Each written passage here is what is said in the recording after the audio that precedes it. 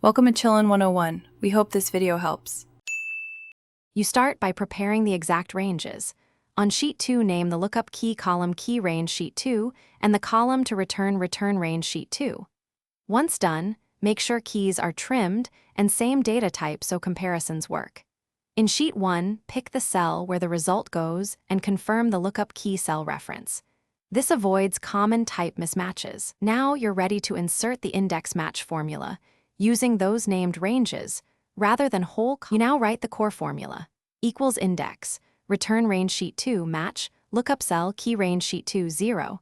Say the lookup cell is on Sheet 1, match returns the row number inside key range Sheet 2, and index pulls the corresponding value from return range Sheet 2.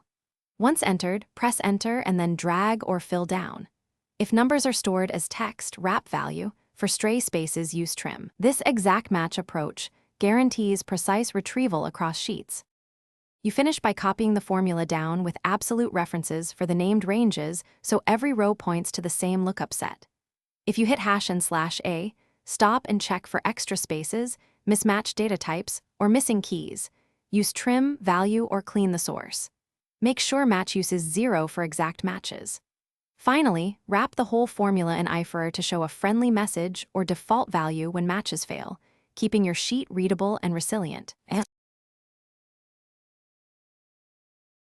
Thanks for watching. Consider subscribing if we helped you.